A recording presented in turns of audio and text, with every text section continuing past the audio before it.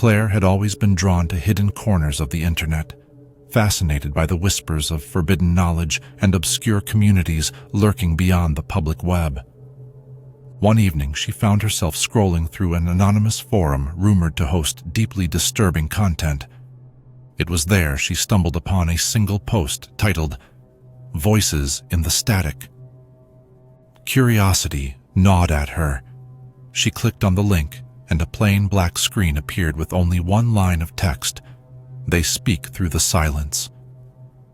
Before she could process the meaning, the screen flashed and a distorted video feed popped up.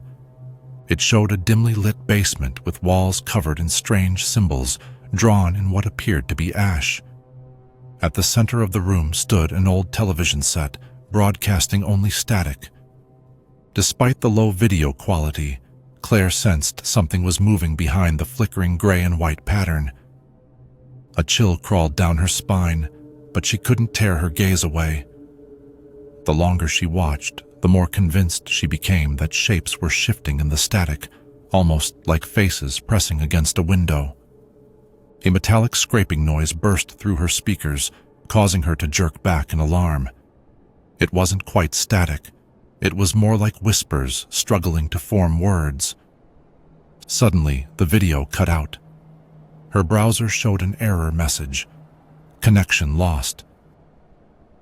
Disappointed but also relieved, Claire tried to exit, but her screen remained frozen. She clicked again and again, but nothing happened. Then, the error message disappeared. The same basement feed returned, but this time, the television screen in the video was off. Instead, a single battered radio was placed on the floor. Its dial glowed faintly. As Claire watched, a hand, thin with bone-white skin, appeared in the frame and turned the radio's knob. A shrill burst of noise flooded her headphones. She quickly yanked them off, only to realize she could still hear the sound in the room, as if the radio were right next to her. The pitch rose and fell, warping into an unsettling murmur of voices. Claire's heart pounded in her chest. She paused the video, no effect. She unplugged her computer. Still, the noise continued, relentless and growing louder. Her lamp began flickering, and the temperature in her room seemed to drop. She felt as though something stood behind her, breathing against her neck. Gathering her courage, Claire whirled around. Nothing. Only the faint reflection of the laptop in the window. But then, in that reflection, she saw a flicker of movement near the corner of her room. A figure, tall and dark, just out of sight. She spun in her chair to face it. The corner was empty. When she looked back at the laptop, the basement feed had changed once again. The camera zoomed closer to the radio. The static-laced voices grew more distinct, almost human. She could swear they were whispering her name. Claire. A deep dread seized her. With trembling fingers, she forced a hard reset of her computer.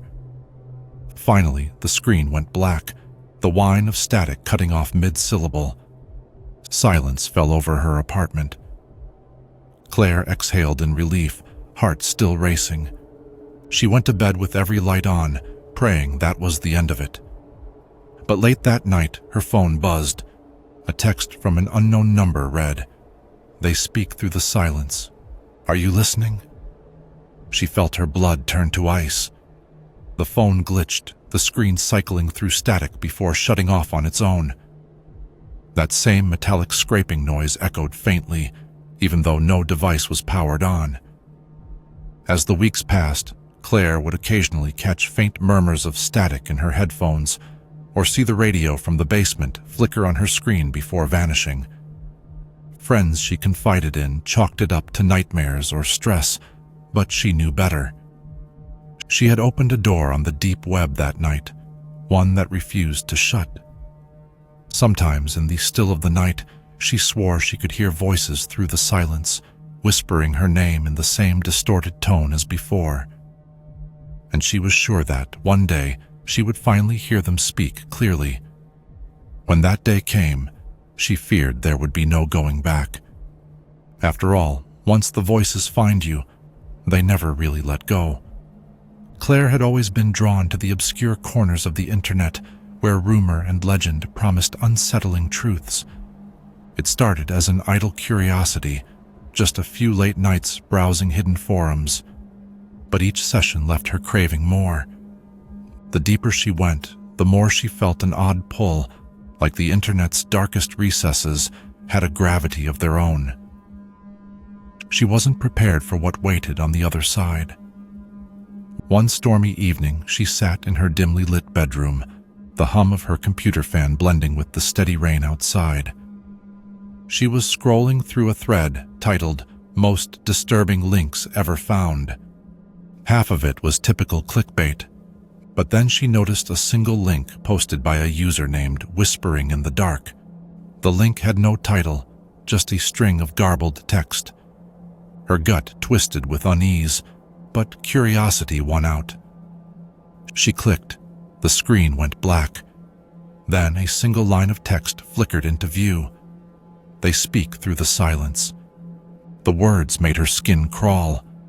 Before she could react, an old video feed crackled into focus. It showed a cramped basement, the walls scrawled with symbols in what looked like soot or ash. Flickering candles cast jagged shadows, and in the middle of the room, an ancient television blared static at full volume. The audio was harsh and abrasive, but if Claire listened closely, she could almost make out faint murmuring beneath the static, like someone whispering behind a locked door. She leaned in, goosebumps prickling her arms. The camera angle was shaky, as though someone was holding it by hand, creeping around the basement's perimeter. Then, in the far corner of the shot, she glimpsed movement. Something inhumanly thin slid across the floor. Claire's breath caught in her throat. The camera didn't zoom or refocus. It was as if the person recording was trying not to draw attention to whatever was lurking there. All at once, the screen went dark, replaced by a jarring, high-pitched squeal in her speakers. She ripped her headphones off, heart pounding. Even without them, the sound persisted, like nails on a chalkboard. She scrambled to close the tab, but her cursor was frozen. She tried to reboot, but nothing happened. The squeal morphed into a cascade of garbled voices, all layered on top of each other, speaking nonsense syllables in unison. Suddenly, the feed returned. Now the camera was closer to the TV set. The static was so bright it almost blinded her, but there was definitely something behind the static, shapes writhing as though they were pressing against the glass from the other side. She stared, horrified, yet unable to look away. The shapes took on the suggestion of faces, eyes wide, mouths open in silent screams. A text overlay flickered at the bottom of the video.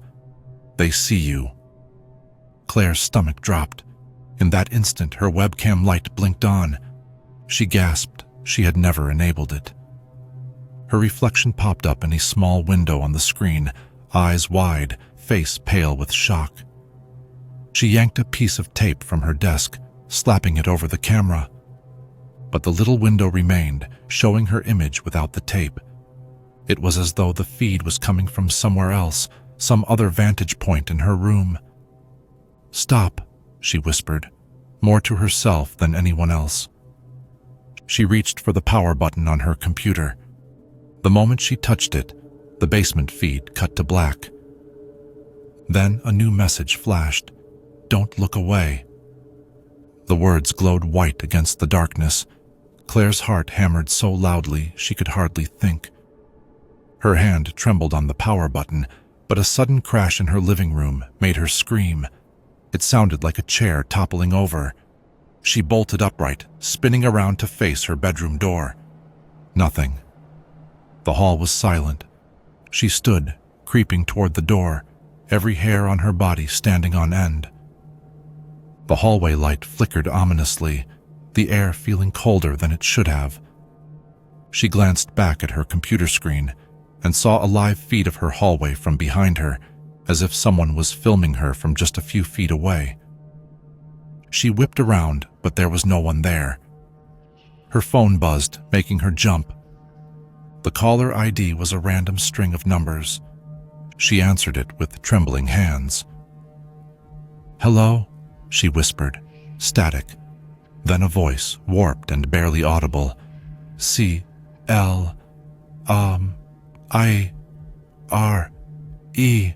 She froze. "Who is this?" she demanded, her voice cracking.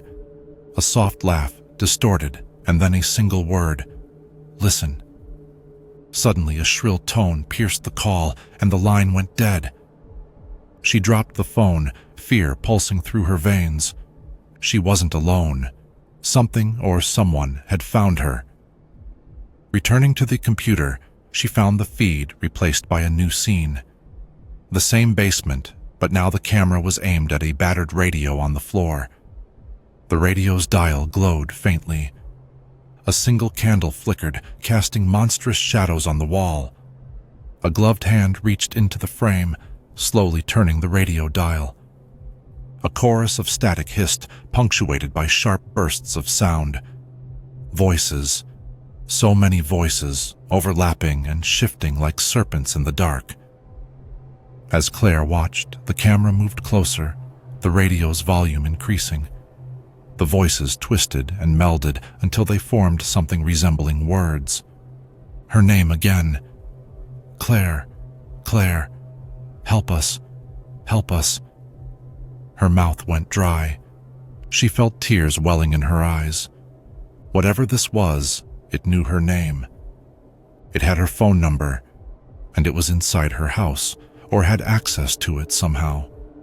Desperate, she pulled the power cord from the wall. The computer died instantly, the screen going black, but the voices didn't stop. They continued to echo in her speakers, even though her computer was off. She dropped to her knees, hands over her ears, trying to block out the sound. Still, it persisted, muffled but insistent. Then, abruptly, silence. Claire looked up, tears staining her cheeks. Her entire apartment was dark, the power apparently cut. She fumbled for her phone's flashlight. As she shone it around, every shadow loomed large, flickering with each movement of her shaking hand. A soft drip, drip, drip came from the kitchen. She forced herself to investigate. The sink was off, but water trickled anyway, as though from a leak. Each droplet hitting the stainless steel sounded like a gunshot in the stillness. Then she noticed it, a small puddle near the base of the sink. In it, faintly reflected, was her own face. Except the reflection's eyes were pitch black. She recoiled, heart hammering.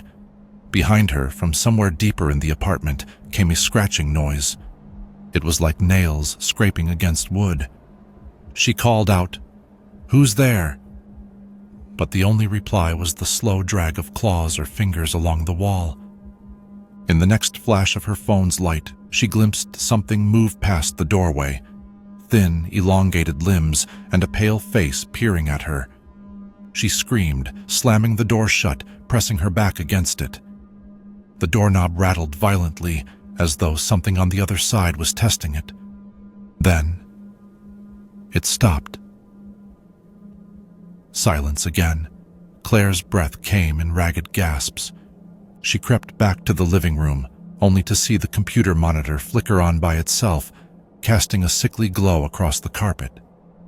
The basement feed was back, but now it showed only a static-filled screen. A small, battered note had been taped to the TV in that basement. She squinted at the writing. It read, "They speak through the silence. We can't close the door." Her phone buzzed again. Another text from an unknown number. "You've opened it. Now they're here." The static on the monitor began to shift, forming faint outlines of faces, dozens of them, all contorted in silent screams. Then in unison they turned as though they could see Claire through the screen. One face pressed closer, the static distorting around it. Its mouth moved, forming soundless words. but Claire felt the meaning resonate inside her head. "Stay with us." A heavy thud came from behind the monitor. The entire desk shook. The camera feed zoomed in closer to the static-laden faces. They seemed to multiply, each set of eyes locked on Claire. Their expressions were desperate, hungry, as though they wanted to reach through the screen and drag her into their endless white noise. Suddenly, her phone blared the same shrieking tone as before, loud enough to make her ears ring. She dropped it. The tone persisted, echoing through the apartment. She could feel the walls vibrating with it, as if the entire building was about to collapse under the weight of the sound. The lights in her apartment flickered one last time before exploding in a shower of sparks. In that split second of darkness, she sensed movement all around her, multiple presences, looming just beyond her field of vision. A wet, ragged whisper brushed against her ear. "Listen." She scrambled to the door, hands fumbling at the locks, but the knob wouldn't turn. It felt hot, as if it had been welded shut. A wave of claustrophobic panic overwhelmed her. She banged on the door, screaming for help, but it was like the world outside had vanished.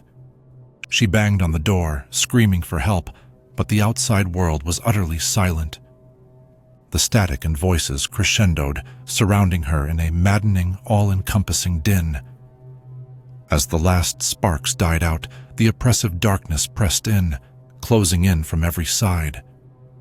Claire's heart pounded in terror as the static faces on the monitor surged forward, their hungry, pleading eyes drawing nearer. In that final moment of despair, as the wall of sound reached its unbearable peak, Claire felt her mind begin to unravel. The voices, now a single overwhelming chorus, seeped into her thoughts. She no longer distinguished her own screams from the cacophony. The oppressive force was unyielding. The room, the locked door, and the static all merged into one horrifying presence. Then, just as suddenly as it had all begun, the sound ceased. Silence fell. A silence so profound it seemed to swallow every last echo of her terror. The monitor went dark and the lights flickered back to life. But something was horribly wrong. The room was empty. The desk stood abandoned, the computer cold and lifeless, and the door, still welded shut, bore no trace of the night's events except for an eerie residue in the air. In the quiet aftermath, a single text notification appeared on her phone, its screen glowing softly in the darkness. "Welcome home, Claire." No sound, no further messages, only that final bone-chilling greeting. Claire was never seen again, and the apartment remained locked in a perpetual twilight, a silent testament to the deep web's dark promise. Once you open the door, some things never let you go. Next story. I used to think the stories about the deep web were nothing more than urban legends. People online loved to spread tales of secret websites, of human experiments, of mysterious live streams where things happened that no one should ever see. I thought it was all just internet folklore, exaggerated horror stories meant to scare people away from the unknown corners of the web.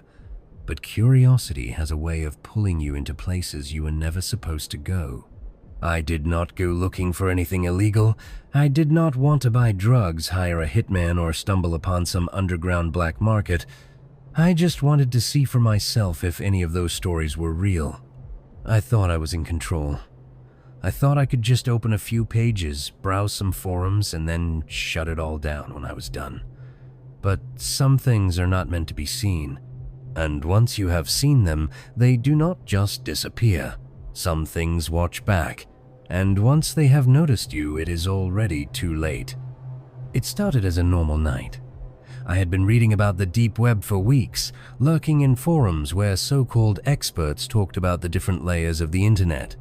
The surface web, the deep web, and the dark web. The last being the one that supposedly held all the terrifying secrets. It was easy enough to access.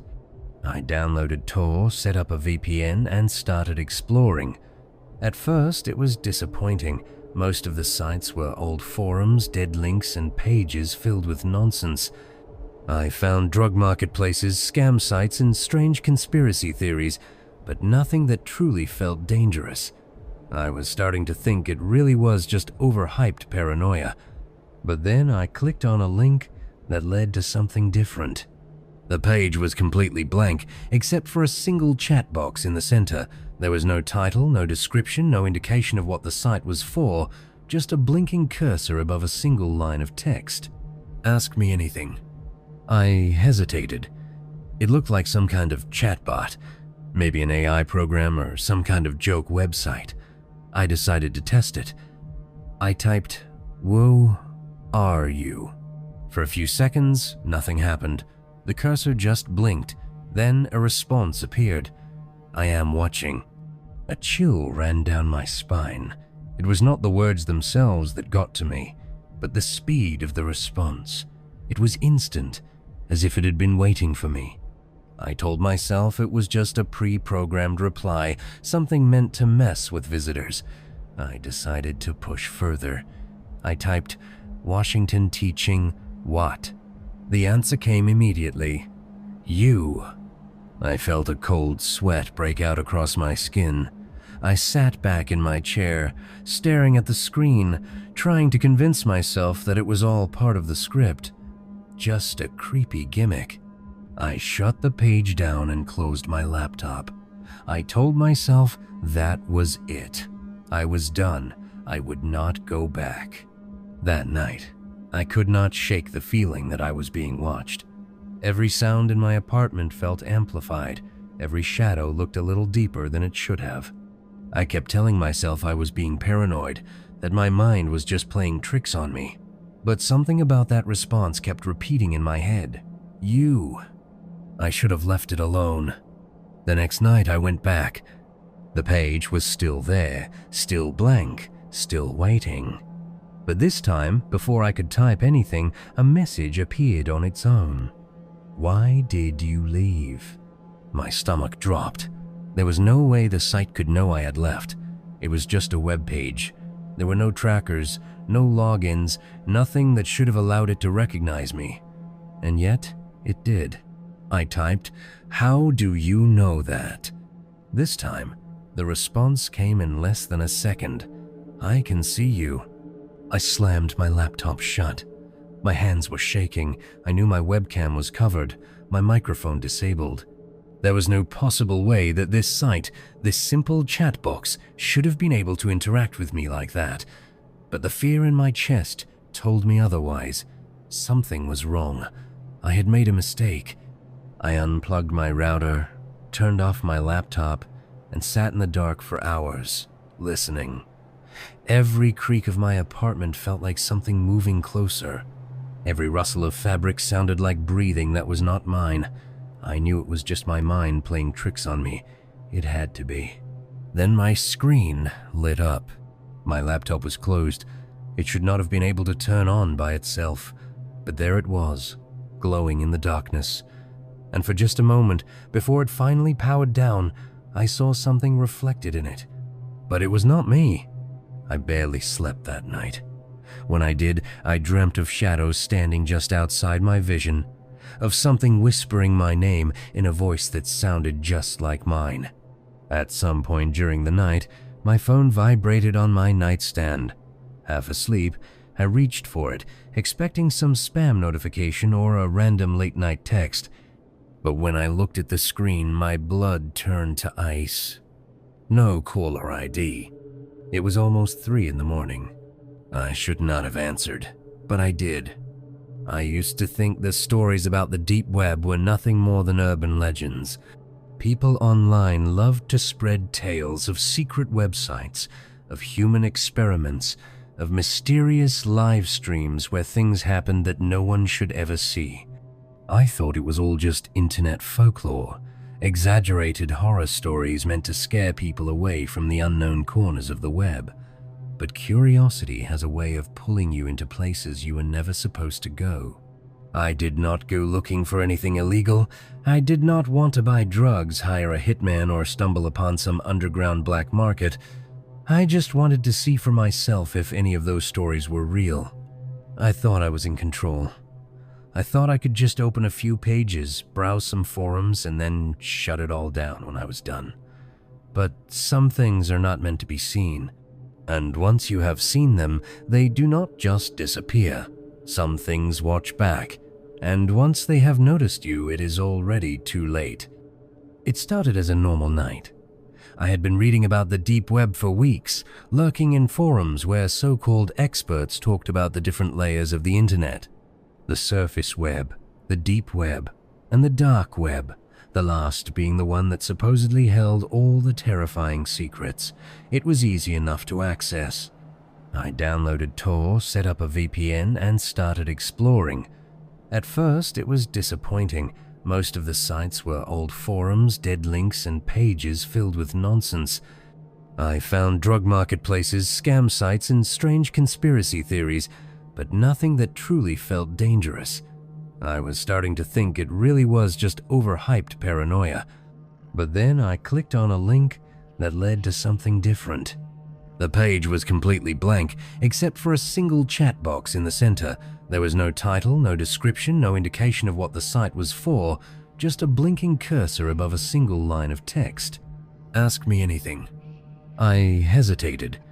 It looked like some kind of chatbot, maybe an AI program or some kind of joke website. I decided to test it. I typed, "Who are you?" For a few seconds, nothing happened. The cursor just blinked, then a response appeared. "I am watching." A chill ran down my spine. It was not the words themselves that got to me, but the speed of the response. It was instant, as if it had been waiting for me. I told myself it was just a pre-programmed reply, something meant to mess with visitors. I decided to push further. I typed, "Washington teaching what?" The answer came immediately. "You." I felt a cold sweat break out across my skin. I sat back in my chair, staring at the screen, trying to convince myself that it was all part of the script. Just a creepy gimmick. I shut the page down and closed my laptop. I told myself that was it. I was done. I would not go back. That night, I could not shake the feeling that I was being watched. Every sound in my apartment felt amplified. Every shadow looked a little deeper than it should have. I kept telling myself I was being paranoid, that my mind was just playing tricks on me. But something about that response kept repeating in my head. You. I should have left it alone. The next night I went back. The page was still there, still blank, still waiting. But this time, before I could type anything, a message appeared on its own. "Why did you leave?" My stomach dropped. There was no way the site could know I had left. It was just a web page. There were no trackers, no logins, nothing that should have allowed it to recognize me. And yet, it did. I typed, "How do you know that?" This time, the response came in less than a second. "I can see you." I slammed my laptop shut. My hands were shaking. I knew my webcam was covered, my microphone disabled. There was no possible way that this site, this simple chat box, should have been able to interact with me like that. But the fear in my chest told me otherwise. Something was wrong. I had made a mistake. I unplugged my router, turned off my laptop, and sat in the dark for hours, listening. Every creak of my apartment felt like something moving closer. Every rustle of fabric sounded like breathing that was not mine. I knew it was just my mind playing tricks on me. It had to be. Then my screen lit up. My laptop was closed. It should not have been able to turn on by itself. But there it was, glowing in the darkness. And for just a moment, before it finally powered down, I saw something reflected in it. But it was not me. I barely slept that night. When I did, I dreamt of shadows standing just outside my vision, of something whispering my name in a voice that sounded just like mine. At some point during the night, My phone vibrated on my nightstand. Half asleep, I reached for it, expecting some spam notification or a random late-night text. But when I looked at the screen, my blood turned to ice. No caller ID. It was almost 3 in the morning. I should not have answered, but I did. The moment I pressed the phone to my ear, I knew it was a mistake. There was no voice, no words, just breathing. Slow, deliberate, right next to the microphone, as if someone was standing inches away. Then finally, a whisper, so quiet I almost thought I imagined it. "I told you not to leave." The line went dead. I stared at my phone, my breath coming in short, panicked gasps. I could still hear the voice playing in my head over and over again, the same words, the same whisper. "I told you not to leave." I have not touched the deep web since that night. I threw out my laptop, changed my phone, moved to a different apartment, but none of it mattered. Because sometimes, when I am lying in bed late at night, my phone vibrates. No caller ID. I do not answer anymore, but it does not matter. Because as I lay there, eyes squeezed shut, heart pounding, I hear it, the breathing, and I know I was never supposed to leave. And now, it does not need the deep web to find me, because it already has. I moved to a new city, a different state, a different life. I told myself that if I got far enough away, if I made enough changes, I could leave whatever that thing was behind. Maybe it was just paranoia. Maybe my mind had twisted everything into something worse than it really was. Maybe the call, the breathing, the reflection in my screen, maybe none of it was real. But deep down, I knew the truth. It had followed me. At first, I tried to ignore it. I kept busy, avoided anything related to the deep web, refused to touch Tor or even browse certain forums where people shared their experiences. I convinced myself that if I stopped feeding into it, it would go away. But then, the phone calls started again. No caller ID. Always late at night. I never answered, but that didn't stop it from happening. Sometimes the phone would vibrate 3 times in a row, each call coming exactly 1 minute apart. And then, one night as I was staring at the screen, watching the call come in and refusing to pick up, I saw something that made my blood turn to ice. It wasn't just no caller ID anymore. It was me. My own name, my own number. I stared at it, my heart hammering so hard I thought it would explode. The ringing stopped. Then, a voicemail notification popped up. I stared at it for a long time, my hand hovering over the play button, every instinct in my body screaming at me not to listen. But I did. At first, it was just silence. No breathing this time, no distortion. Then, very quietly, a voice. My voice? Let me in. I dropped my phone like it had burned me. It hit the floor and the voicemail stopped. I scrambled to grab it again, shaking so badly I could barely unlock the screen. The voicemail was gone, not deleted. Just gone. Like it had never been there in the first place. But I had heard it. I knew what I heard. I barely slept that night. Every time I closed my eyes, I felt like someone was in the room with me, standing just outside my vision waiting. My skin crawled with the sensation of being watched, and for the first time since I left, I realized something horrifying. I wasn't running from something outside of me anymore. It was inside. Over the next few days, things got worse. It wasn't just the calls. It was everything. My laptop would turn on by itself in the middle of the night, the screen glowing in the darkness. My phone would buzz randomly, but there would be no notifications, no record of anything happening. The lights in my apartment would flicker, but only when I was alone. And then I started seeing it. Not clearly, not at first, but I knew it was there. I would catch glimpses in reflective surfaces of shadows standing behind me when I brushed my teeth, a figure just outside the window when I turned out the lights. Always there, always just barely visible. And worst of all, it was starting to look like me.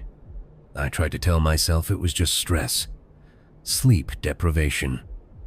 But then, one night, I woke up to the sound of footsteps in my apartment.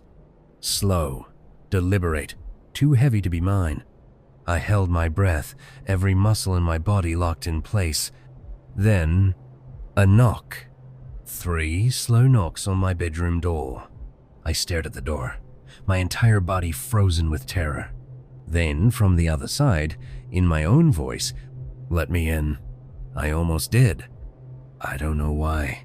I can't explain it, but in that moment, something inside me wanted to open the door. My hand even twitched toward the handle before I snapped out of it, ripping myself out of bed and backing away as far as I could. The knocking stopped. The air in the room grew cold, thick like fog. I could feel something on the other side of the door, waiting. And then, just as suddenly as it came, it was gone. The next morning, I checked my door. There were scratches on it. Not from fingernails, not from anything human. Deep, jagged marks like something had been trying to claw its way in. I left my apartment that day. I didn't pack, didn't tell anyone, just grabbed my keys, got in my car, and drove. But I know it doesn't matter, because it's still with me. It's inside me. I can feel it more every day. The way my reflection lingers a little too long when I look away. The way my voice sometimes doesn't sound like mine anymore. The way I catch myself thinking things I know I wouldn't normally think. And I know sooner or later I'm going to slip. I'm going to wake up one night and forget why I was afraid. I'm going to hear that voice again, just outside my door, whispering my name in my own voice. Let me in. And this time, I don't think I'll be able to stop myself. I don't know how long I've been driving. The days blur together. The highway stretches endlessly, the lines on the road flickering under my headlights like a heartbeat. I don't sleep in motels anymore.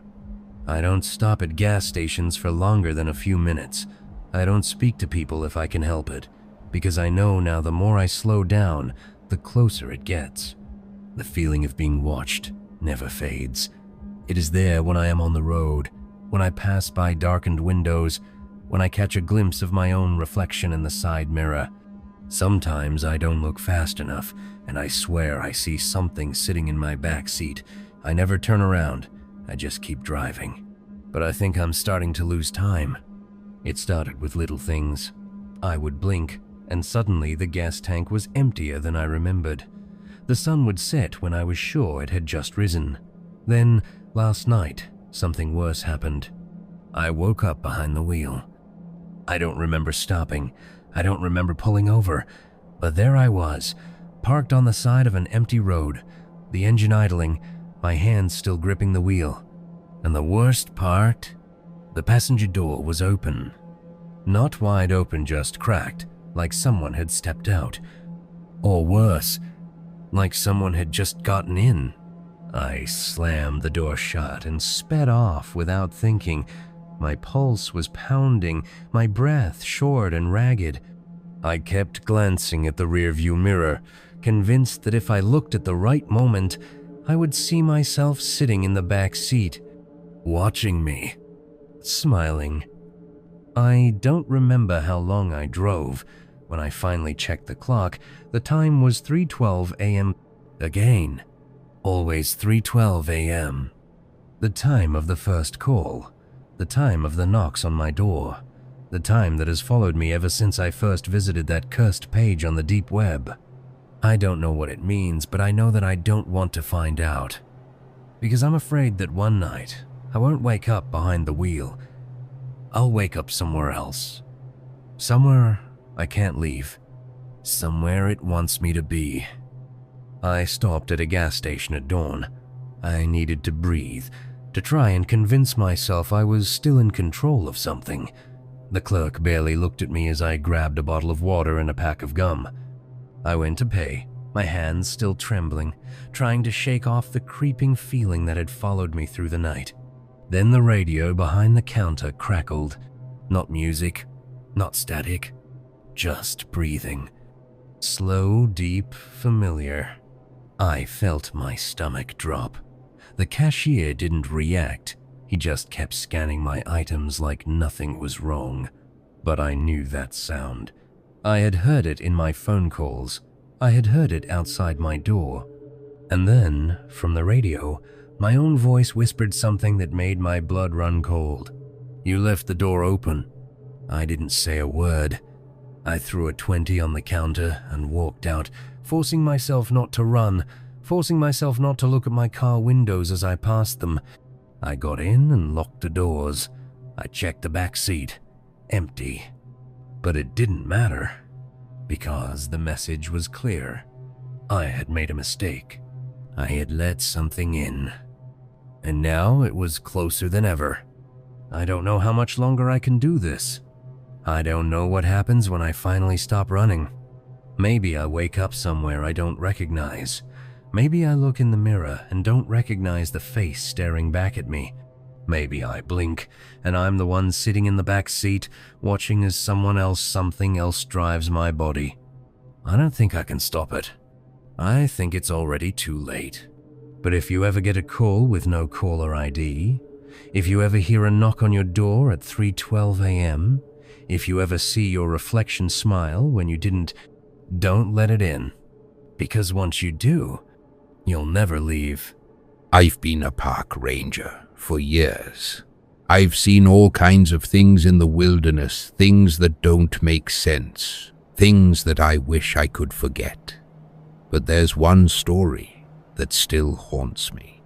One night that made me question everything I thought I knew about the forest.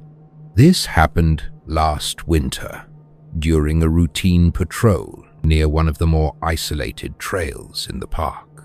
It had been snowing for most of the day, leaving a fresh, untouched blanket of white over everything.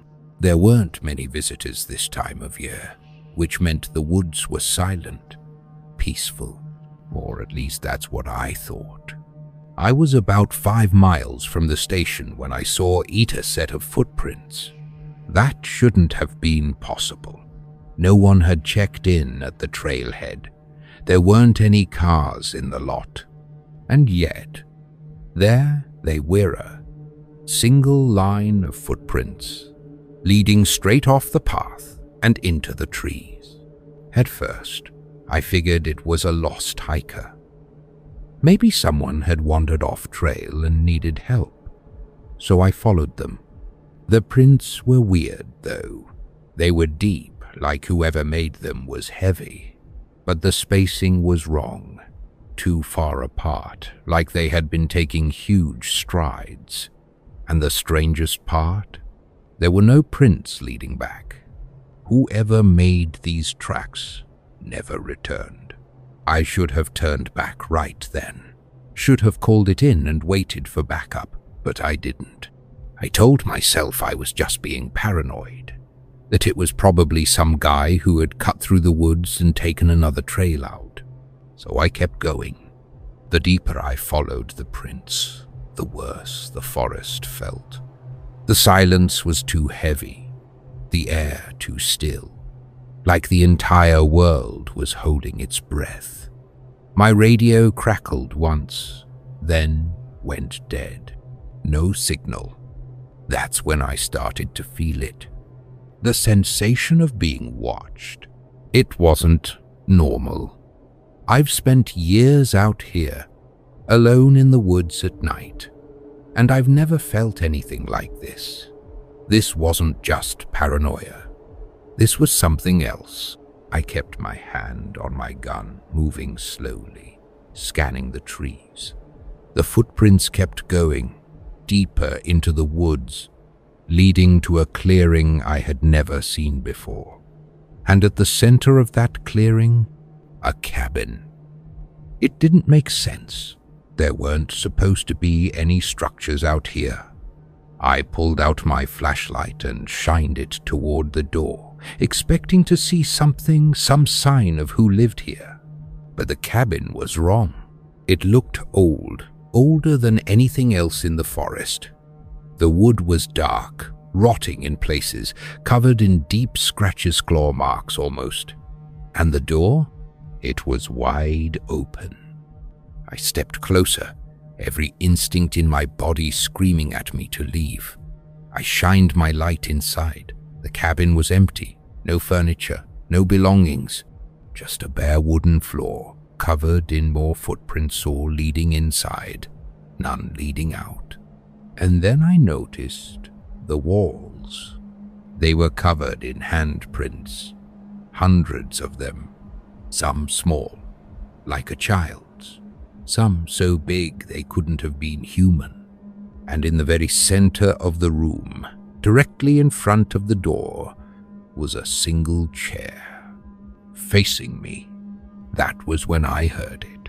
Not a growl, not a voice, just breathing.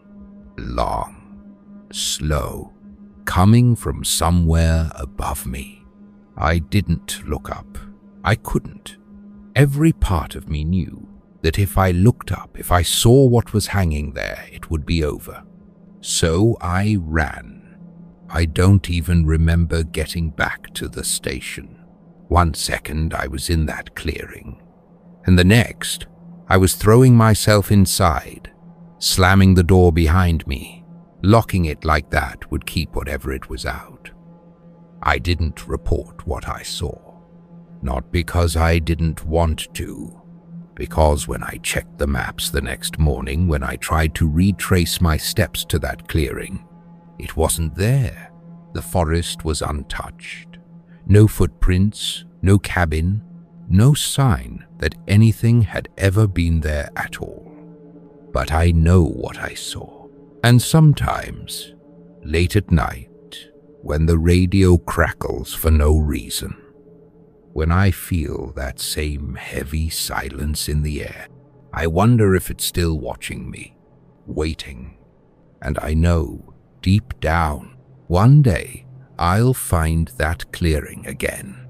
Or worse, it'll find me. I didn't sleep that night. I sat in my cabin, every light on, gripping my radio like a lifeline, even though I knew it wouldn't work.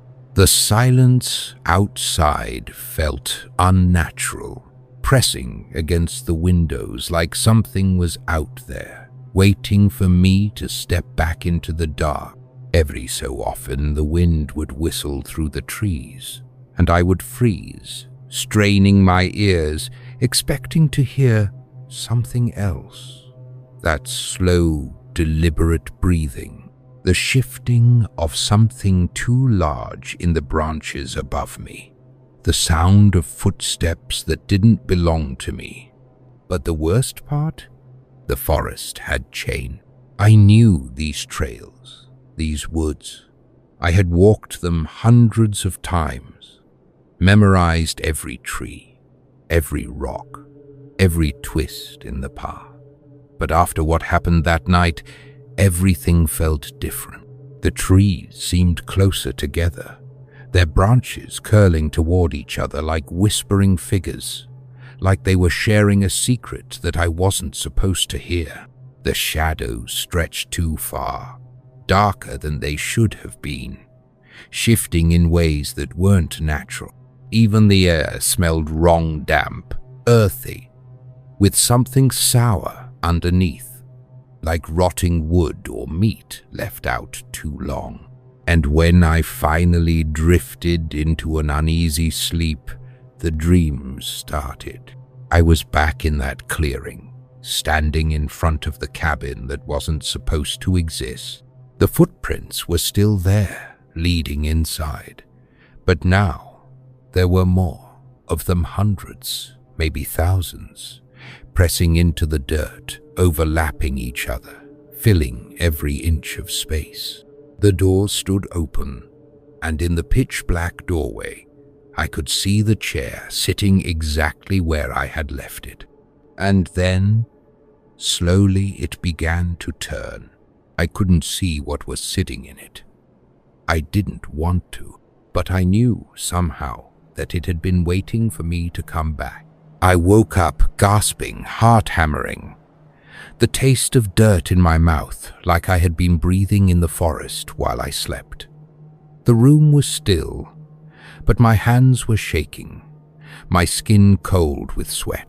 I told myself it was just a nightmare, that I was just tired, that it was my mind playing tricks on me.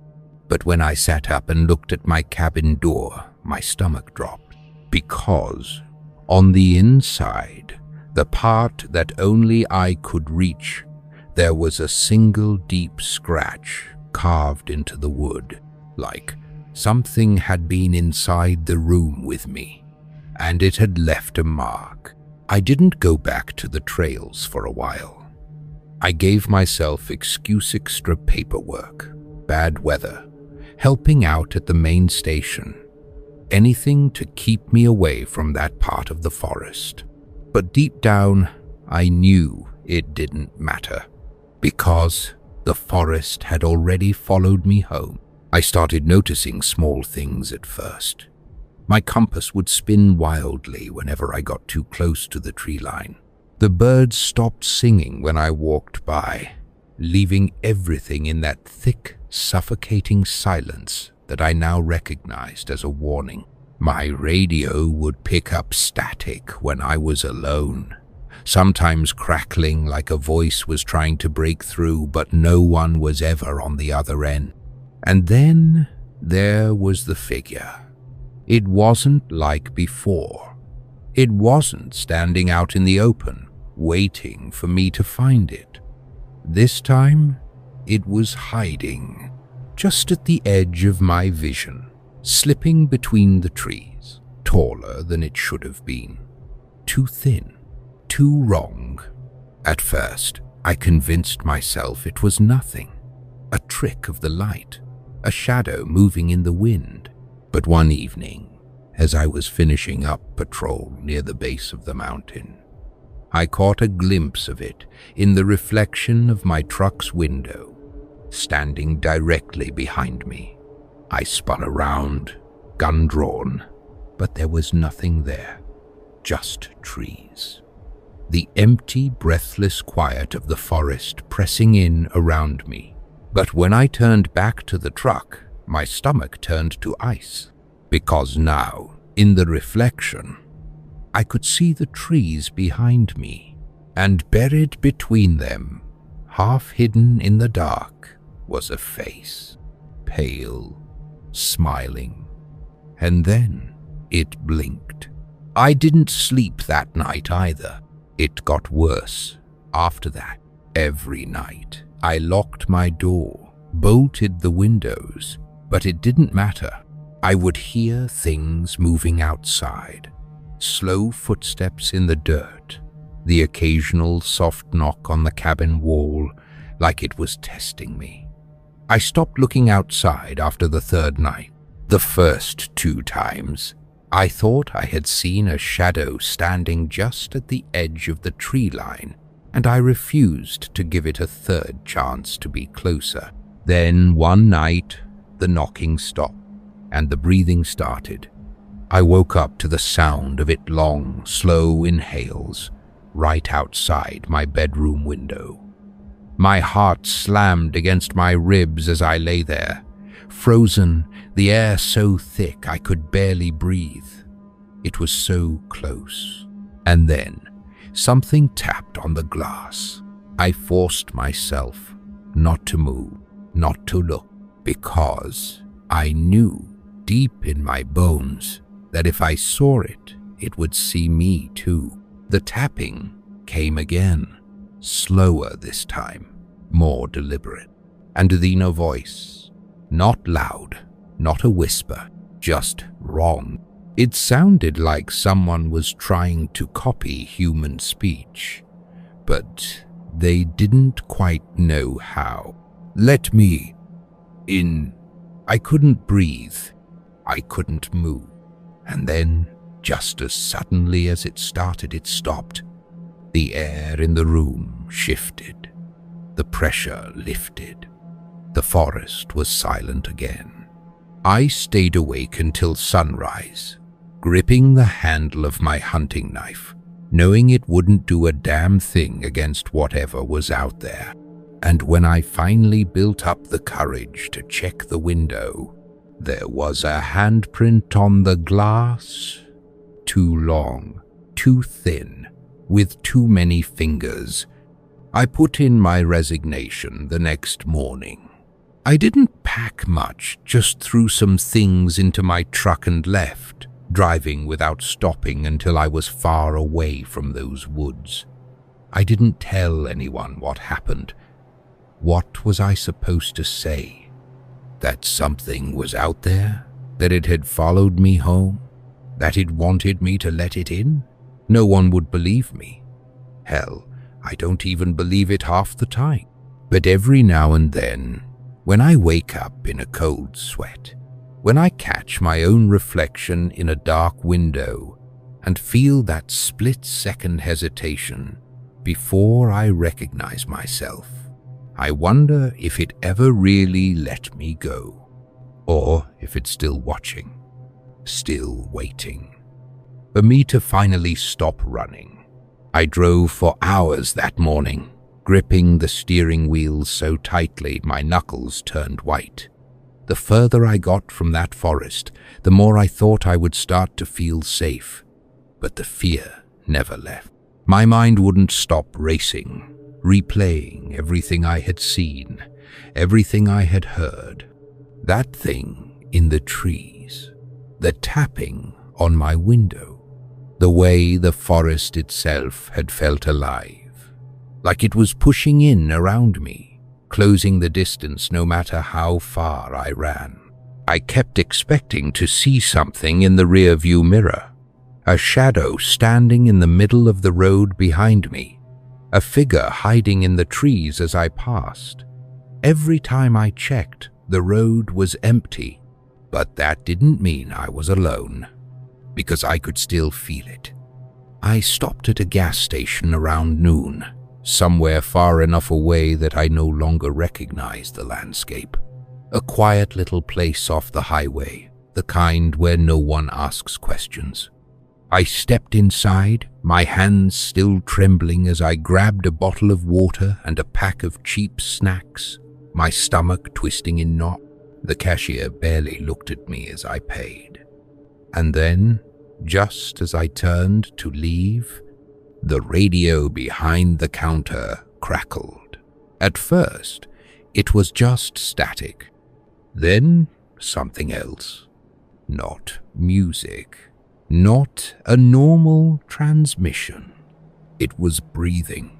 Long, slow, too familiar. I froze.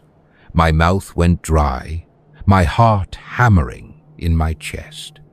The cashier didn't seem to notice, just stood there, flipping through a magazine, completely unaware. The static grew louder. Then, through the crackling, a voice. "Let me in." My hands clenched into fists. The air in the gas station suddenly felt thick, like the walls were closing in around me. I turned to the cashier, my throat tight. "You hear that?" I asked, forcing my voice to stay steady. He looked up, frowning. "Hear what?" I stared at the radio. The static was gone. The room was silent again. Nothing had changed, except for one thing. The door to the gas station was open. I know I closed it when I came in. I know I did. But now it stood just barely ajar, swaying slightly in the breeze. I backed away, forcing myself not to look outside, not to check the reflection in the glass, because I knew what I would see. Something standing in the parking lot, waiting, watching. I grabbed my bag and ran back to my truck, jumping inside and locking the doors. My breathing was ragged, my pulse thudding against my temples. I turned the key, praying the engine wouldn't fail me. The truck roared to life. I threw it into drive and peeled out of the lot, the gas station shrinking in my rearview mirror. I didn't look back. I didn't dare. I drove until my body physically couldn't take it anymore. Exhaustion weighed on me like a lead blanket, my eyes burning from lack of sleep. I pulled into a cheap roadside motorlone of those places with flickering neon signs, empty parking lots, and a front desk clerk who looked like he hadn't spoken to another person in years. I paid in cash. No names, no questions. The room smelled like mildew, but I didn't care. I just needed to rest, to lock the door and tell myself I was safe. Even if it wasn't true. I pushed the dresser in front of the door, bolted the windows, double-checked the lock. Then I sat on the bed, gripping the handle of my hunting knife, and waited. Nothing happened. The motel was quiet. The silence stretched on, until finally body gave out. I drifted into sleep, too tired to fight it anymore. I don't know how long I was out, but when I woke up, my phone was ringing. I sat up fast, my heart immediately slamming against my ribs. The room was dark. The only light came from the cheap lamp on the nightstand, buzzing faintly. The phone on the bedside table kept ringing. It wasn't my cell. It was the motel phone. The landline. I swallowed hard. My throat was dry, my skin cold. I didn't want to answer. Every part of me screamed not to answer, but my hand moved on its own. I picked up the receiver. For a second, nothing. Just silence. Then breathing. Slow, shallow, right next to my ear. I squeezed my eyes shut, gripping the phone so tightly I thought it might shatter in my hand. Then the voice came. "I found you." I threw the phone across the room. It hit the wall and went dead. But the moment it stopped ringing, someone knocked on the door. I grabbed my knife, my entire body trembling. The knocking was slow, deliberate. 3 knocks, then silence. I didn't move, didn't breathe. Then, from the other side of the door, a voice let me in. It was my own voice. I don't remember what happened after that. The next thing I knew, the sun was rising. My knife was still in my hand, my knuckles white from gripping it all night. The door was still locked. The motel phone was still on the floor, silent. For a second, I almost believed I imagined it, until I looked at the door. There were scratches in the wood, 5 deep, jagged lines, and below them, in the dust-covered floor, a single footprint, too long, too thin, too many toes. I left that morning. Didn't check out. Didn't take my things. Just got in my truck and kept driving. I don't stay anywhere for long now. I don't sleep near forests. I don't look at reflections in dark windows. Because I know, no matter where I go, it's still following me. And one day, when I'm too tired to keep running, it's going to catch up. I kept driving. I don't even remember which roads I took or where I was heading, just that I had to keep moving. Every mile that passed, every town I left behind, I told myself I was putting more distance between it and me. But deep down, I knew it wasn't true. You can't outrun something that isn't chasing you in the way you think it is, because it wasn't following me. It was already with me. The first real sign that it wasn't over came a few nights later. I had driven for nearly 20 hours straight, my body running on gas station coffee and pure adrenaline. I had reached another nameless town, another motel that looked exactly like the last. I checked in with cash, grabbed my key, and didn't say a word to the front desk clerk. I went to my room, bolted the door, and pushed the dresser in front of it again. It had become a habit now, a ritual. That was the first night I saw the writing on the walls. It wasn't there when I entered. The room had been normal yellowed wallpaper, scratchy blankets, the faint smell of old cigarettes. But when I woke up around 2 a.m., heart pounding for no reason, I noticed the light in the room had changed. The walls were covered in words, not written with ink, not with paint, but scratched.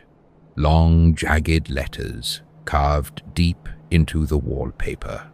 Words overlapping, repeating. Some small, some so big, they stretched from floor to ceiling. I turned on the bedside lamp, my breath caught in my throat, reading them one by one. Let me in. Why did you leave? I found you. And the one that made my blood run cold. Look behind you. I didn't move, didn't breathe. For a full minute, I sat there, staring at those words, forcing myself to not turn around. Because I knew if I looked, if I let myself see, it would be too late. I grabbed my bag, my keys, and ran out of that room without looking back. I started driving again, but the exhaustion was getting worse. I was barely eating, barely sleeping. The whispers were getting louder, not just in my dreams, but in the moments between wakefulness, in the corners of empty parking lots, in the static of motel televisions when I let them play too long. The reflection thing, that got worse too. I stopped looking into mirrors. I stopped glancing at windows at night. Because one time, when I was washing my hands in a gas station bathroom, I forgot for just 1 second, and the version of me in the mirror didn't move at the same time I did. I stared at my reflection, my breath caught in my throat. It was subtle, so subtle that someone else might not have even noticed. But I did. I raised my hand. It raised its hand a fraction of a second too late. My stomach dropped. Then, very slowly, it smiled. I didn't. I ran.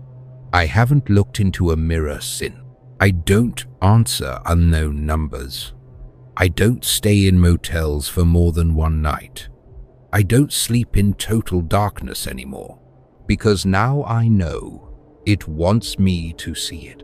And the second I do, the second I really look at it, I don't think I'll be me anymore. And maybe that's the worst part, because I don't know if that's already happened. Maybe I never left that forest. Maybe I never made it out of that cabin. Maybe the person writing this, the one driving across state lines, running from shadows, hearing whispers in the dead of night, isn't me. And if it's not, then where am I? I don't know how this ends. Maybe it never does. Maybe I'll keep running, keep driving, keep waking up in strange places with the overwhelming sense that something isn't right.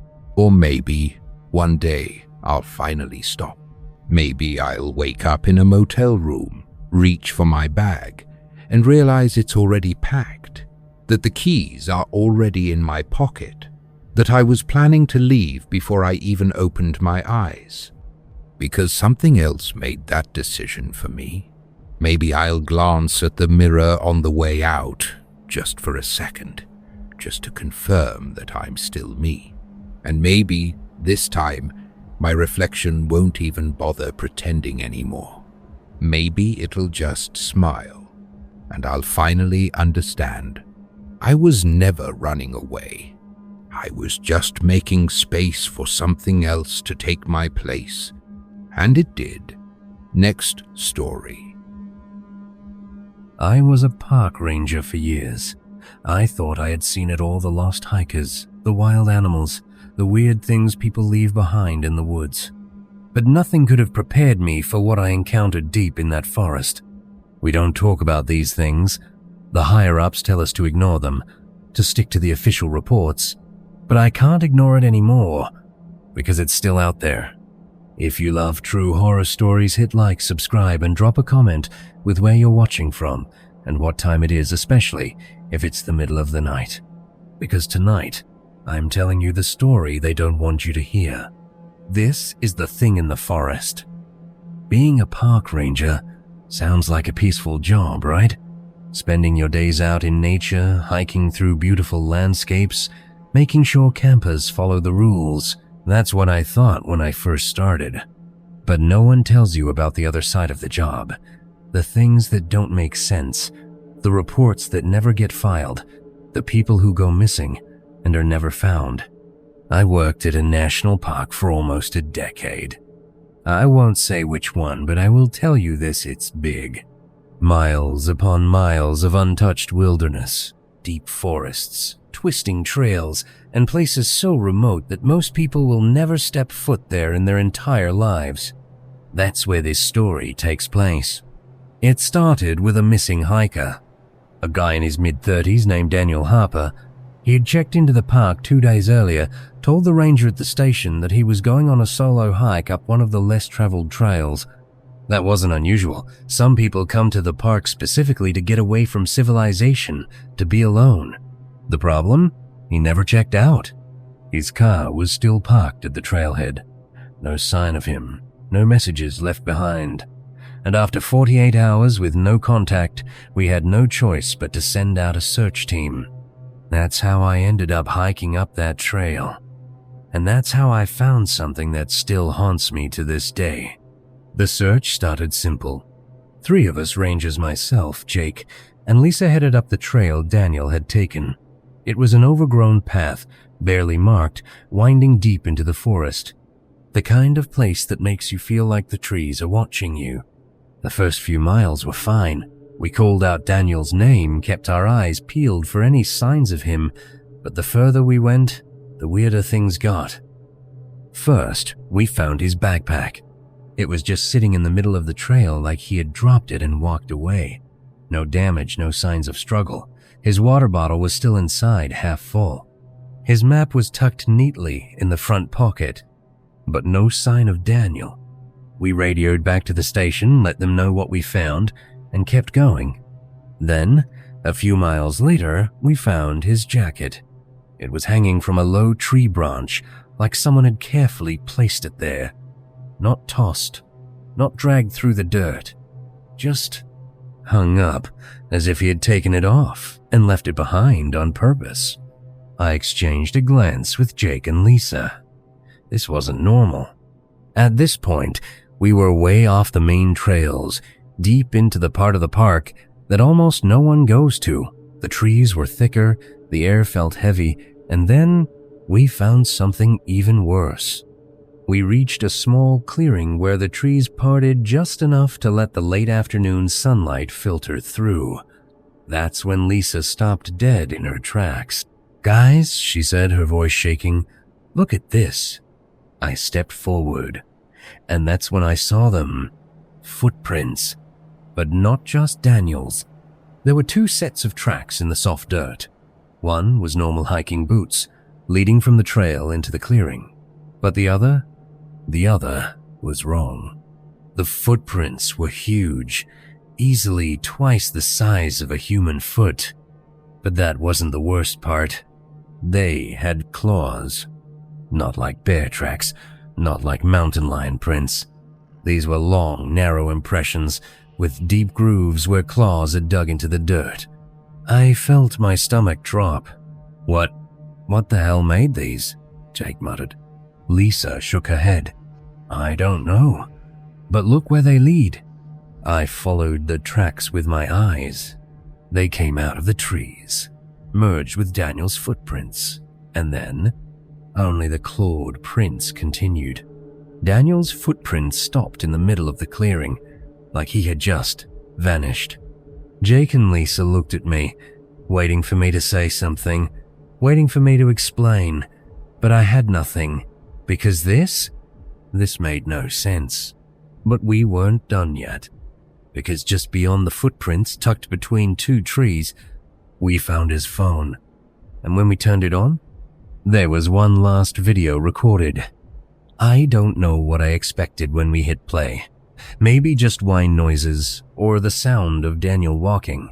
But the moment the video started, we all froze. The camera was shaking, moving fast. Daniel was running. His breath was ragged, panicked like he'd been sprinting for miles.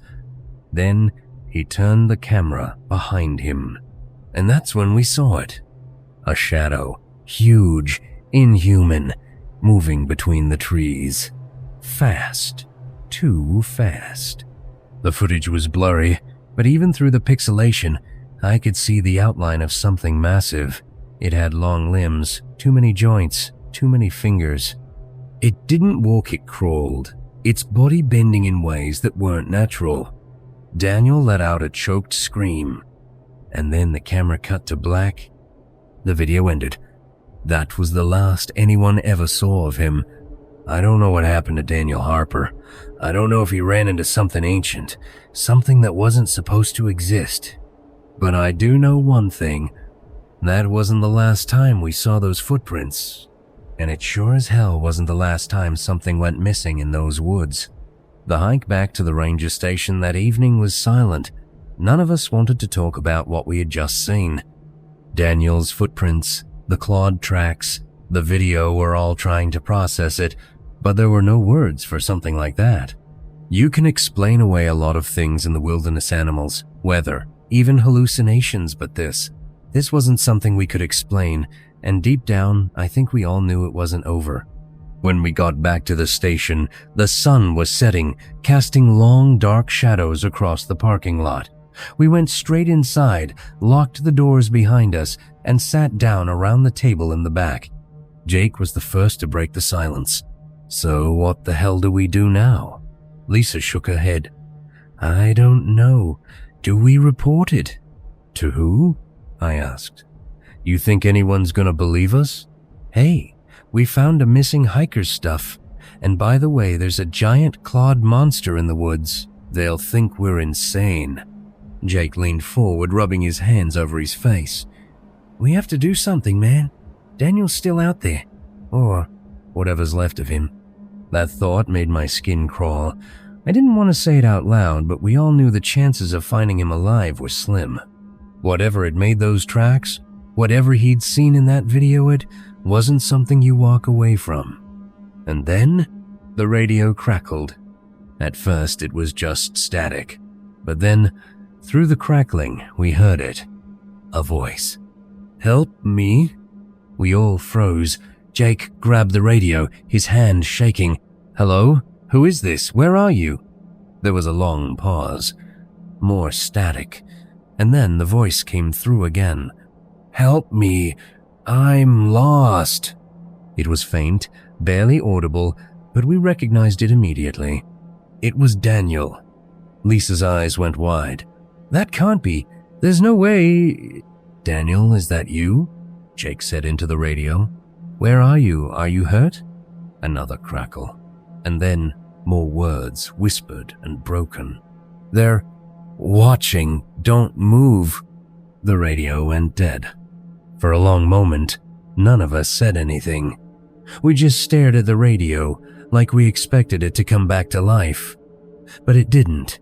The station was dead silent, except for the sound of the wind howling outside. We have to go back out there, Jake said finally. Are you insane? Lisa snapped. It's pitch black out there. We barely made it back in the daylight, and now you want to go back at night? He's still alive, Jake shot back. You heard him. He's out there and he's in trouble. Or it's a trap, I said quietly. They both turned to look at me. What are you talking about? Jake asked. I hesitated, trying to put my thoughts into words. That didn't sound like Daniel. Not really. And how did he get a radio? His stuff was back on the trail. He didn't have a radio when we found it. Lisa's face paled as she realized what I was saying. You think it's not really him? I don't know, I admitted. But something about this doesn't feel right. Jake opened his mouth to argue, but before he could, the lights in the station flickered. Once, twice, and then they went out completely. We were plunged into darkness. Lisa let out a small gasp, and Jake swore under his breath. I reached for my flashlight, fumbling with the switch until it clicked on, casting a narrow beam of light across the room. Backup generator should kick on in a second, Jake said, but his voice didn't sound convinced. We waited. Nothing happened. And then we heard it. A sound outside. Soft, shuffling footsteps moving slowly around the building. Lisa grabbed my arm. What was that? I shook my head, trying to stay calm. Probably an animal. But even as I said it, I knew it wasn't true. The footsteps were too slow, too deliberate, like someone or something was circling the station. Jake grabbed his rifle from the rack by the door. Stay here, I'm gonna check it out.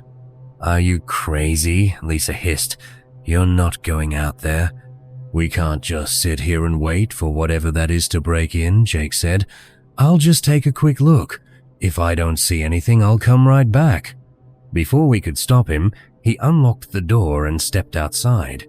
The door clicked shut behind him, and for a long time, Lisa and I just sat there, listening. At first, everything was quiet, and then we heard it. A scream. Not Jake's, not Daniel's. Something else. Something high-pitched and inhuman, echoing through the trees. Lisa clamped her hands over her mouth to keep from screaming. I grabbed the radio, frantically trying to get Jake. Jake, come in. Are you there? Static. And then faintly, over the crackling, they're here. The line went dead. I dropped the radio like it had burned me. We have to get out of here, Lisa whispered. Now. I nodded. We grabbed our flashlights and headed for the back door, moving as quietly as we could. My heart was pounding so hard I thought it might explode. Every instinct in my body was screaming at me to run, but I knew that if we made too much noise, whatever was out there would hear us. We reached the door and eased it open, stepping out into the cold night air. The forest was pitch black, the only light coming from our flashlights. The wind had died down, and the air felt thick and heavy, like the whole world was holding its breath. We started toward the parking lot, moving as fast as we dared. The station was surrounded by dense trees, and every shadow looked like it was hiding something. I kept glancing over my shoulder, expecting to see, I don't even know, something crawling out of the woods, something with claws. And then, just as we reached the edge of the lot, Lisa stopped. Do you hear that? She whispered. I listened. At first, I didn't hear anything, but then, faintly, from somewhere deep in the forest, the giggling started. The giggling was faint at first, barely audible over the rustling of leaves, but then it grew louder. It wasn't happy laughter. It wasn't the sound of children playing. It was wrong, too high-pitched, too breathy, like something was struggling to imitate the sound of a person laughing, but didn't quite understand how it was supposed to work. Lisa's grip on my arm tightened. Oh my God, she whispered. What the hell is that? I couldn't answer. My mouth was dry, my brain screaming at me to run. Then, from behind us, near the station, a second giggle. Lisa and I turned slowly, our flashlight beams cutting through the darkness. The ranger station stood in eerie silence, its windows dark and empty, but something moved in the shadows beside it. A shape, tall, thin, shifting. I barely had time to process it before another sound cut through the night, a scraping noise like nails dragging against wood. Then, the door of the station slammed shut. Lisa yelped, stumbling backward. My brain was stuck between fight and flight, caught in the overwhelming realization that we were not alone out here. We had to get to the truck. I grabbed Lisa's hand and pulled her towards the vehicle. The lot was small, maybe 50 feet away, but it felt like miles. Every step we took, the giggling followed. First behind us, then to our left. Then right next to my ear, I spun, shining my flashlight wildly, but there was nothing there. Nothing visible. The truck was just ahead, parked near the edge of the lot. I fumbled for the keys, my hands shaking so badly I nearly dropped them. I could feel something behind me, something closing in, but I didn't dare look. I yanked open the driver's side door and shoved Lisa inside. I scrambled in after her, slamming the doors shut and locking them. My breathing was ragged, my hands death-gripping the steering wheel. The forest was silent again, but it wasn't gone. It was watching. Lisa wiped a tear off her cheek, whispering, "Start the truck, please." I twisted the key. Nothing. The engine didn't turn over, not even a click. I swore, trying again. Nothing. The headlights didn't even flicker. The battery was fine when we parked, but now it was dead. Lisa let out a choked sob. No. The giggling came back. This time, it was everywhere, surrounding us. Thina tap on the glass, right next to Lisa's head. She screamed, jerking away from the window. I turned my flashlight toward it and my stomach dropped. A handprint. Not human. A sound outside. Soft, shuffling footsteps moving slowly around the building. Lisa grabbed my arm. What was that? I shook my head, trying to stay calm. Probably an animal. But even as I said it, I knew it wasn't true.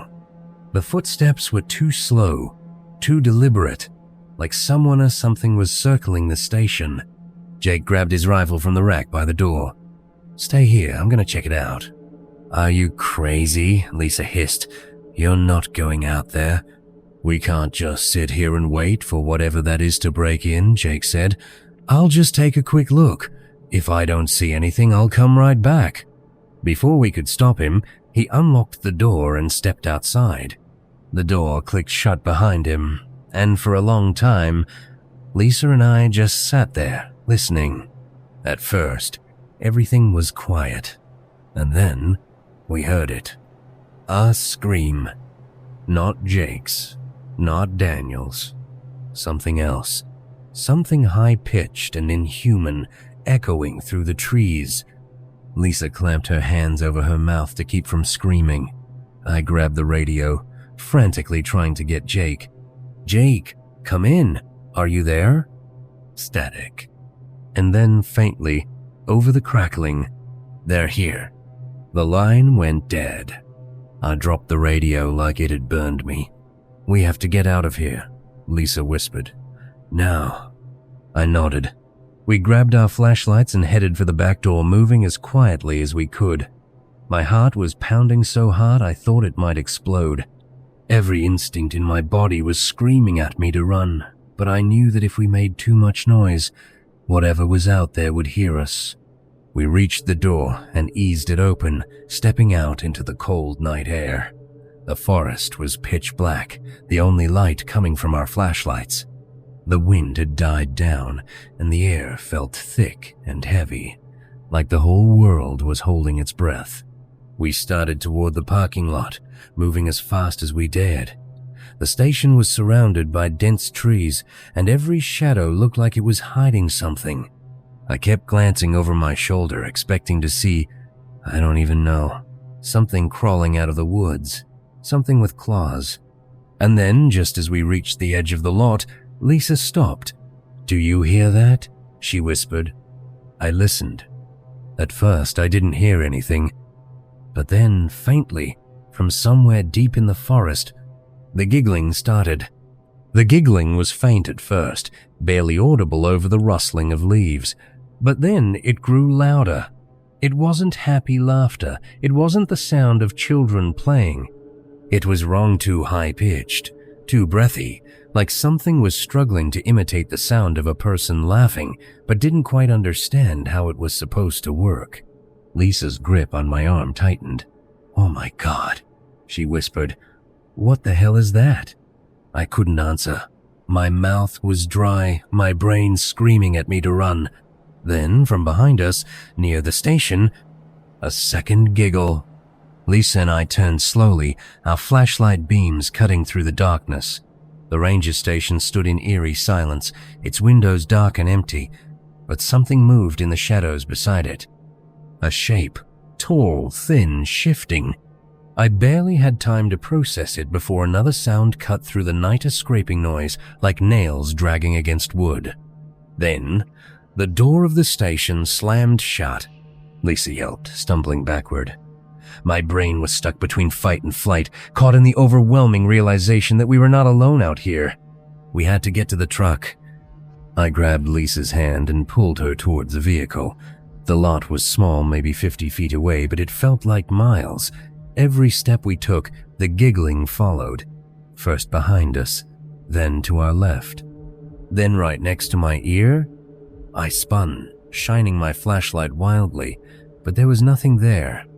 Nothing visible. The truck was just ahead, parked near the edge of the lot. I fumbled for the keys, my hands shaking so badly I nearly dropped them. I could feel something behind me, something closing in, but I didn't dare look. I yanked open the driver's side door and shoved Lisa inside. I scrambled in after her, slamming the doors shut and locking them. My breathing was ragged, my hands death-gripping the steering wheel. The forest was silent again, but it wasn't gone. It was watching. Lisa wiped a tear off her cheek, whispering, "Start the truck, please." I twisted the key. Nothing. The engine didn't turn over, not even a click. I swore, trying again. Nothing. The headlights didn't even flicker. The battery was fine when we parked, but now it was dead. Lisa let out a choked sob. No. The giggling came back. This time, it was everywhere, surrounding us. Thina tap on the glass, right next to Lisa's head. She screamed, jerking away from the window. I turned my flashlight toward it and my stomach dropped. A handprint. Not human. The fingers were too long, the shape too narrow, like something had stretched itself into the shape of a person but hadn't gotten it quite right. Lisa was crying now, full on shaking. I didn't blame her. We were trapped. Then footsteps on the roof. Soft, slow, deliberate. I could hear it moving, shifting its weight, crawling over the truck like it was studying us. I gripped the steering wheel, my mind racing. We have to make a run for it. Lisa's head snapped toward me. "Are you insane? It's right there." "We don't have a choice," I said. "If we stay here, we're dead. If we run, maybe we have a chance." Lisa was hyperventilating, but she nodded. We counted to 3. Then we ran. I threw the door open and bolted. Lisa was right behind me. We sprinted toward the tree line, toward the dirt road that led away from the station. We weren't thinking. We weren't planning. We were just running. The giggling turned into screams. Horrible, distorted screams, like a chorus of voices layered on top of each other. Something was chasing us. I didn't look back. I knew if I did, I'd see it. And if I saw it, I'd freeze. And if I froze, it would take me. The trees blurred past. I could hear Lisa's breath, fast and panicked, just a step behind me. The road was ahead. If we could just get to the road, Lisa screamed. I turned, skidding to a stop. She was gone. Just gone. The forest around me was silent again. I spun, shining my flashlight in every direction. Lisa? Lysa? Nothing.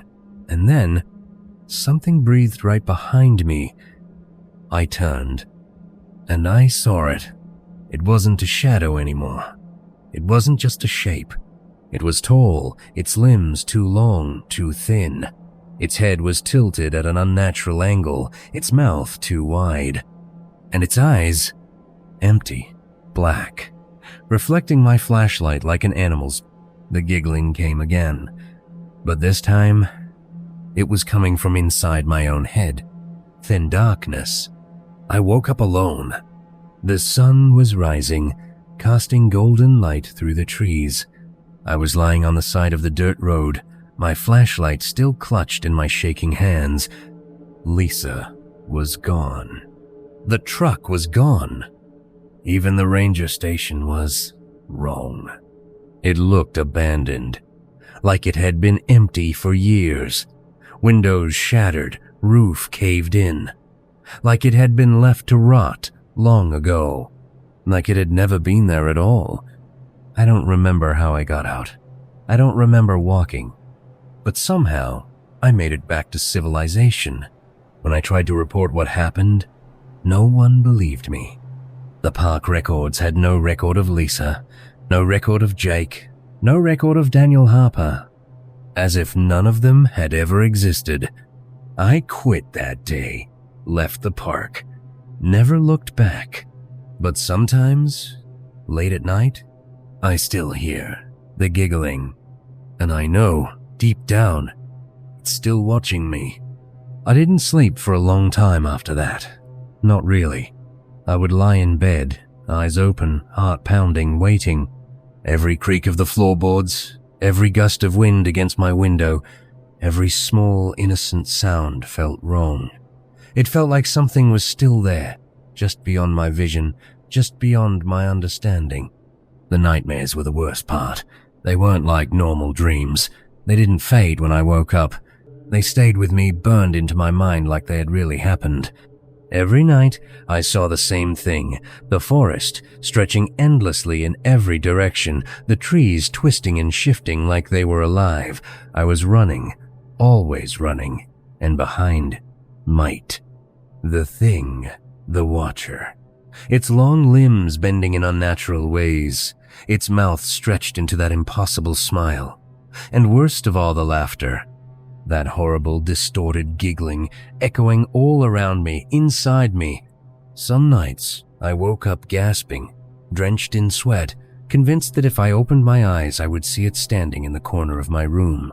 Other nights, I swore I heard it outside my window.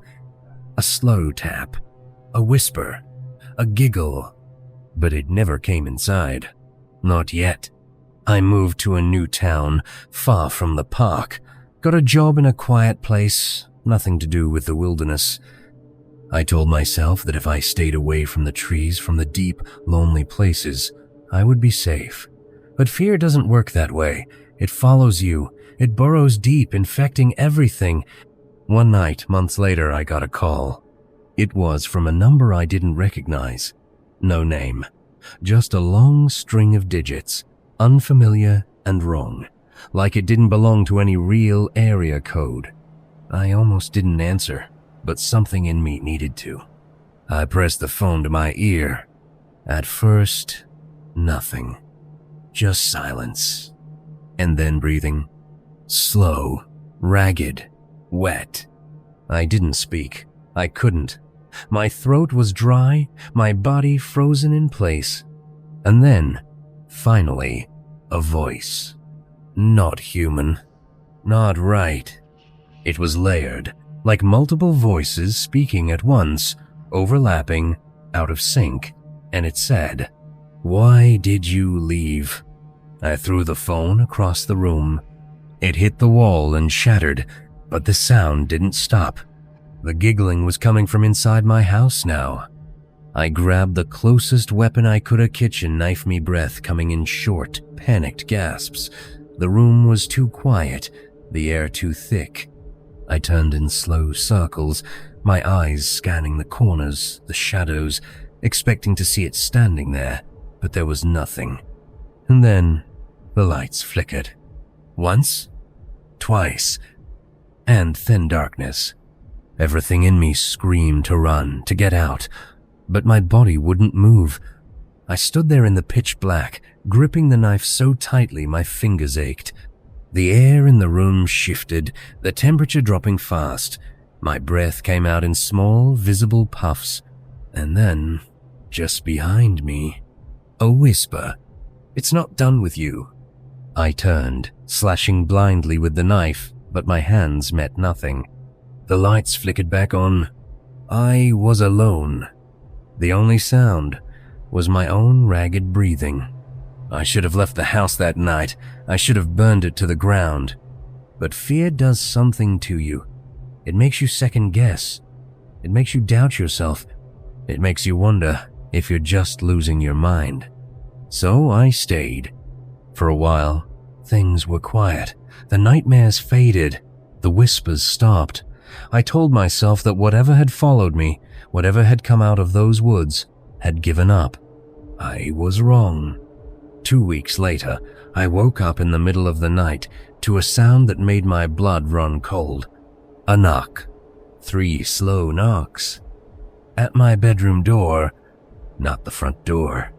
Not the window. My bedroom door. I didn't move. I didn't breathe. Then, after a long silence, the handle started turning. It was inside my house. I grabbed my phone, scrambling to turn on the flashlight. The second the room filled with light, the knocking stopped. The handle went still. I didn't sleep the rest of the night. The next morning, I packed a bag and left. I don't live in one place anymore. I move around. I don't stay anywhere for too long. I don't sleep near forests. I don't go hiking. I don't go outside at night. And no matter where I am, I always keep the lights on. Because I know, deep down, it's still watching.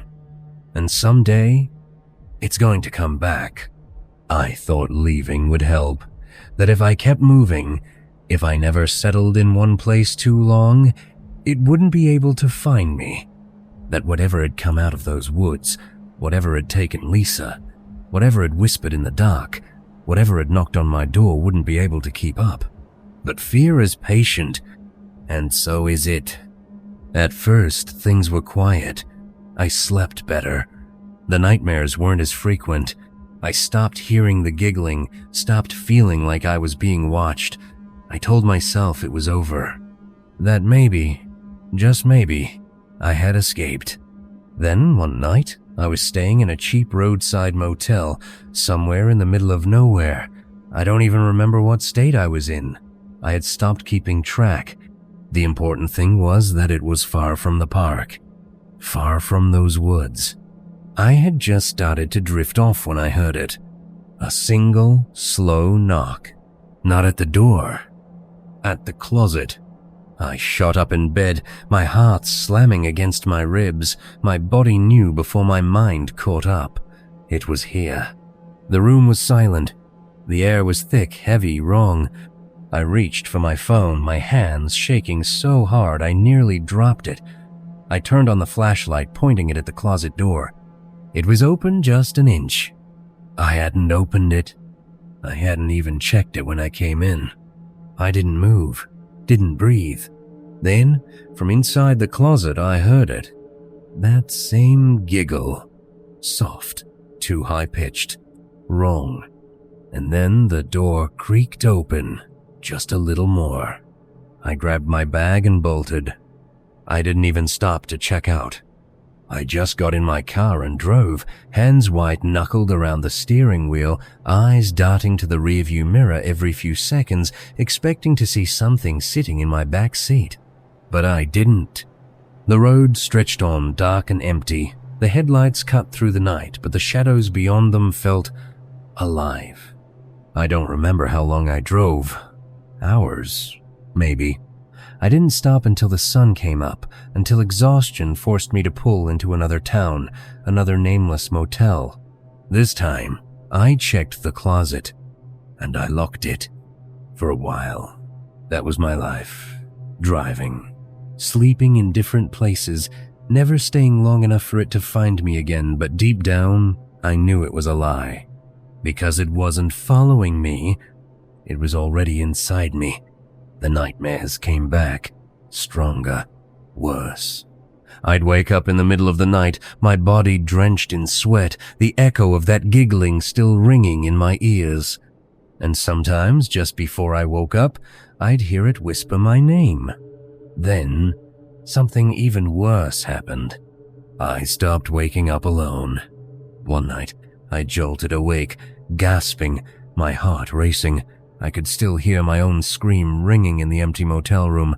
My breath came in ragged gasps, my body frozen in place. And then, I felt it. A hand